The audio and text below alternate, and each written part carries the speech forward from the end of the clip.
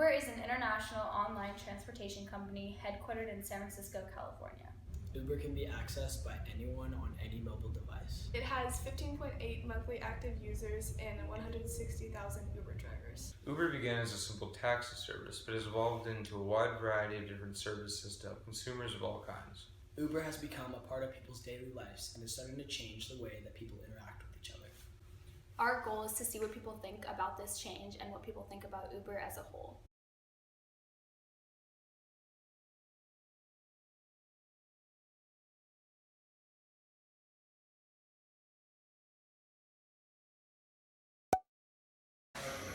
Okay, and what do you think about Uber's safety regarding their passengers? Uber's safety regarding the passengers? I mean, you're going to have a sober driver who doesn't necessarily have a background check.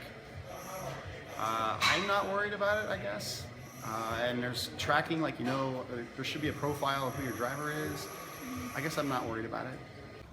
I've never taken Uber by myself. I've always taken it with somebody. So I've never been concerned about my own safety because I figure there's safety in numbers.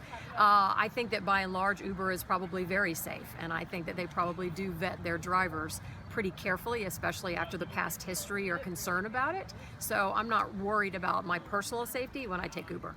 What do you think about the fact that Uber drivers are sneaking past the background checks? Well, if that's happening, if they're documenting that happening, then yes, I would be concerned. And again, like I said, I don't take it by myself. I take it always with somebody else. So I figure it's safer that way too.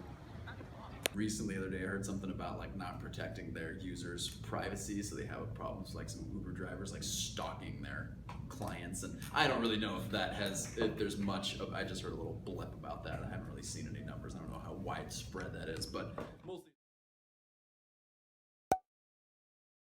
What is your opinion on the theory that Uber will decrease carbon emissions in cities where it operates by lessening people's reliance on personal automobiles, minimizing traffic congestion on roads? Yeah, I think it's sort of a band-aid in the moment, but I think as we move towards having less cars on the road, period, I think it's a good sort of like transition. I mean, it's not that it's so innovative in my mind because we had sort of had taxis before. Almost the innovative part of it is the being able to summon it on the cell phone. But no, I think anything like that makes it easier for people to get through their lives without owning a car is a step in the right direction. So absolutely, I think it is part of a much larger environmental plan to get cars off the roads and reduce carbon emissions. But we got to take every step we can. People who decide to use any sort of transportation that is public, Uber being a great example of that, where you're not using your own car, you're using one, you're sharing it with somebody else. Yes, that could totally cut down on emissions as long as you were sharing it. But if you're still just one person in a car, it's still a car being used, unless Uber vehicles are going to be there. I know they're supposed to be driverless soon. If they're going to also be all low emissions and hybrids or electric, yeah, it could absolutely cut back on carbon emissions. It's an interesting theory. So if it's in a place like this, maybe fewer people will drive their own cars, but the question is, would they not own a car at all? Would they ditch one entirely?